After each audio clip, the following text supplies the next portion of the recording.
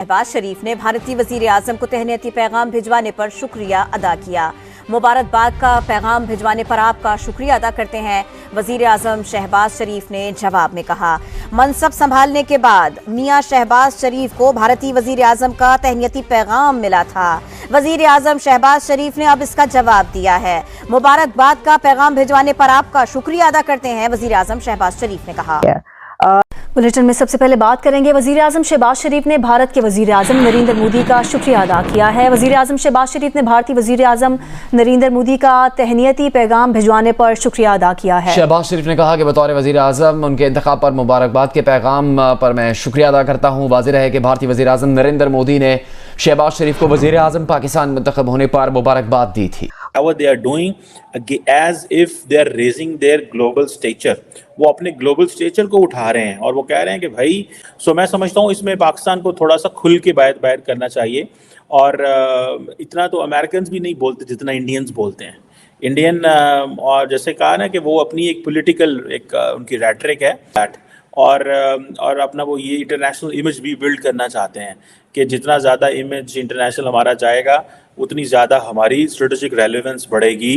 तो उन्होंने कहा कि जनाब ये बड़ी अच्छी बात है, हम इसको वेलकम करते हैं कि इंडिया के प्राइम मिनिस्टर की तरफ से पाकिस्तानी प्राइम मिनिस्टर को कॉन्ग्रेचुलेशंस कहा गया और हम चाहते हैं कि जो भारत और पाकिस्तान है उसके दरमियान पुरअमन और तामीरी ताल्लुकात जो है होने चाहिए, बड़े कंस्ट्रक्टिव और पीसफुल जो रिलेशंस हैं वो होने चाहिए। पर केड़े पीसफुल और कौन से तामीरी और कौन से कंस्ट्रक्टिव रिलेशंस की आप बात कर रहे हैं। फिर उसके बाद जो है उनका कहना ये था कि पाकिस्तान और इंडिया के बीच जो है हम पीसफुल और एक तो ये कि रिलेशंस चाहते हैं और इसमें बातचीत का जो है हम खैर मकदम करेंगे। अगर इन दोनों कंट्रीज के बीच टॉक होगी कि कितनी तेज रफ्तारी होनी चाहिए इन टॉक्स में, होनी चाहिए नहीं होनी चाहिए, लेकिन कितनी जल्दी होनी चाहिए, कब होनी चाहिए। सर प्राइम मिनिस्टर भी तो आगे हमारे यहाँ नए और मोदी जी ने मुबारकबाद भी दे दी है। मुबारकबाद भी दी ना, क्या करना, क्या जरूरत अभी मुबारकबाद भी दी है, लेकिन शिप भी पकड़ लिया उन्होंने।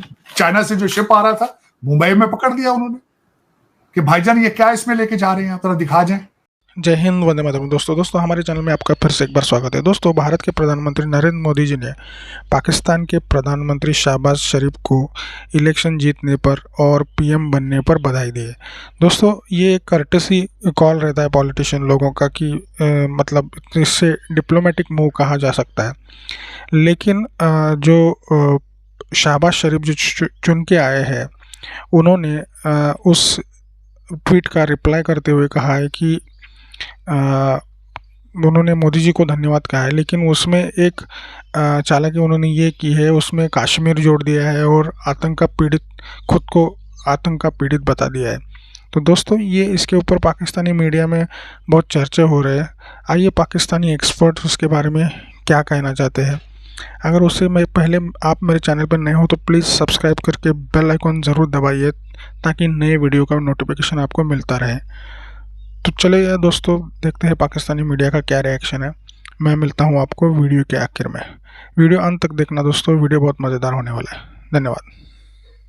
प्राइम मिनिस्टर मोदी साहब जो है वो अपनी कंट्री को उन्होंने बिल्कुल चेंज करके रख दिया और वो नियर टू सुपर पावर है, ठीक है। हाँ। तो देखें एक कंट्री में जब बिल गेट्स और बड़े बड़े दुनिया की हस्तियां आएंगी और जब वो इतने बड़े बड़े कारनामे करेंगे तो हर किसी को उससे मतलब है और कभी भी जो है कोई उसके बारे में बात नहीं कर सकता नेगेटिव। जो इन्होंने की है तो वो उन्होंने भुगती भी है और वो उसकी सजा भी पा रहे हैं और ये पूरी दुनिया को एक तरह का उन्होंने लेसन भी दिया कि भाई इंडिया के खिलाफ कोई बात ना करे तो बेहतर है।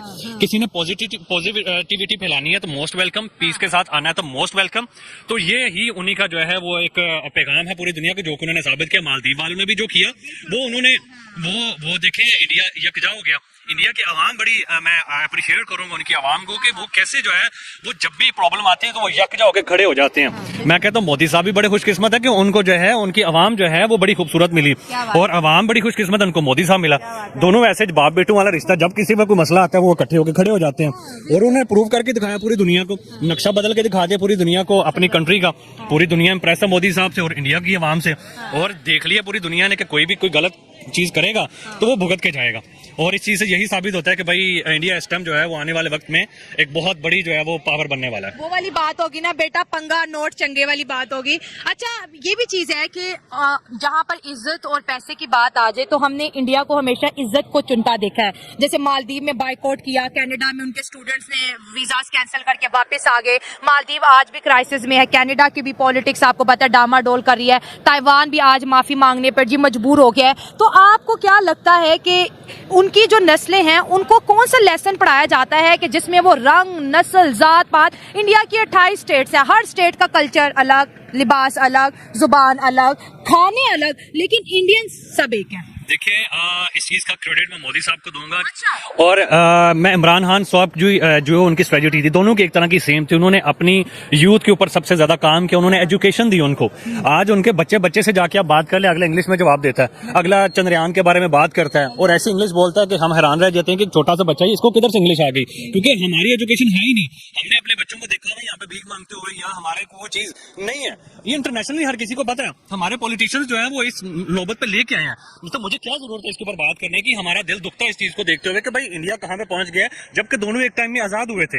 हमें भी उनके साथ होना चाहिए था। यहाँ चलो ठीक है, बहुत ज्यादा फर्क नहीं होना चाहिए, इंडिया बहुत जमीन आसमान का फर्क ले चुका है, हम बिल्कुल ही अब जमीन के साथ लगे हुए हैं। हम IMF से बात जा के थक गए हैं और वहां पे देखें, वहां पे बिल गेट, मार्क जुकरबर्ग और बिल गेट जाके डोली वाले चाय वाले के पास, बिजनेसमैन है जी, और देखें डोली चाय वाले के पास जाके चाय पी रहे हैं। मतलब कि क्या लेवल बन गया इंडिया के कि मैं हवा में नहीं छोड़ रहा हूं, बिल्कुल। Sun will be rising from Bharat. मैं ईस्ट का भी कह रहा हूं।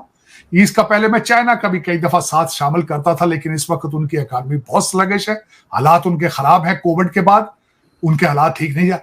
लेकिन आपको मैंने जिस तरह पहले बताया था कि ये मेरी इंफॉर्मेशन नहीं है। IMF ने कहा है कि तीसरे क्वार्टर में भारत की जो इकॉनमी है उसने 8.4% ग्रोथ की है, और उसके बाद जापान की 0.9% पे है, अमेरिका की 2.1% पे है, फ्रांस की 1% पे है, यूके की 0.06% पे, और जर्मनी नेगेटिव है, नेगेटिव 0.05% पे है। तो आप खुद आज अंदाजा लगाएं कि सन कहां से राइज कर रहा है, ये खुद सोचना होगा। ये क्या मजाक है, क्या स्टोरी है, मेरी समझ से बाहर। इस तरह कंट्री चलते हैं जिस तरह आप चला रहे हैं। आप खुद कभी, मैं आपके 250 मिलियन पाकिस्तानियों से गुजारिश करना चाहूंगा, आंखें बंद करके 2 मिनट के लिए सोचें, क्या आपने वाकई पाकिस्तान बनाया है? क्या इसी चीज का नाम पाकिस्तान है? जो बार बार आप कहते हैं पाकिस्तान का मतलब क्या, ला इलाहा इल्लल्लाह, इस्लाम का नाम क्यों बदनाम करते हो? करप्ट तरीन कंट्री है आपका, दुनिया में सबसे करप्ट कंट्री पाकिस्तान है, क्यों इस्लाम का नाम बदनाम करते हो? ये छोड़ दो ये बातें करनी, या करप्शन कर लो या फिर ये लफ्ज इस्तेमाल कर लो, एक साइड पे तो आओ। लेकिन ये कि आप ये नहीं कर रहे हैं बिल्कुल। आप इस वक्त अगर देखा जाए तो दुख ये है, मायूस इसलिए हूं, एक तो अमेरिका को मैं डूबते देख रहा हूं यहां। एक बिजनेस से मैंने थोड़े दिन पहले आपको बताया था कि जो डोनाल्ड लू हैं, अमेरिकन डिप्लोमेट, उन्होंने ये कहा कि we need India in Africa, we will go in Africa with support of India. So आप उसका अंदाज़ा लगा लें कि कितने बड़े पैमाने पे इंडियंस की एक्सेस है और कितने बड़े पैमाने पे इंडियंस जो है वो उनको किस लेंस से देखा जा रहा है। मैं ये समझता हूँ कि पाकिस्तान। तो दोस्तों देखा आपने कि कैसे पाकिस्तानियों में खुशी भी है और नफ़रत भी है। खुशी इसलिए कि भारत के साथ अगर संबंध अच्छे हो गए तो सस्ता टमाटर मिलेगा और रोटी सस्ती हो जाएगी और थोड़ी सी महंगाई कम हो जाएगी, तो उनकी लाइफ आसान हो जाएगी। और बुरा इसलिए लग रहा है क्योंकि ये आतंकवादी के जो समर्थन करने वाले पाकिस्तानी मिलिट्री है या नेता है, उनको थोड़ा सा मोदी से दबना पड़ेगा। तो दोस्तों इस तरह का मिक्स रिएक्शन आ रहा है पाकिस्तान में मोदी जी के ट्वीट के बारे में।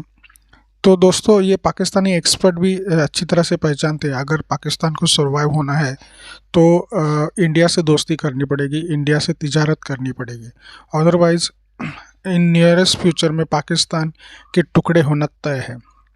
तो दोस्तों आपका क्या रिएक्शन है इस शहबाज शरीफ का जो रिप्लाई है उसके ऊपर, ये कमेंट में ज़रूर बताइएगा। अगर इससे पहले आप मेरे चैनल पर नए हो तो प्लीज़ सब्सक्राइब करके बेल आइकॉन ज़रूर दबाइए। मैं आपके लिए ऐसी पाक मीडिया की मज़ेदार वीडियो लेके आता हूँ। और दोस्तों ये वीडियो ज़्यादा से ज़्यादा लोगों के साथ शेयर करके मुझे सपोर्ट कीजिए। मैं मिलता हूँ आपको अगले वीडियो में, तब तक के लिए धन्यवाद।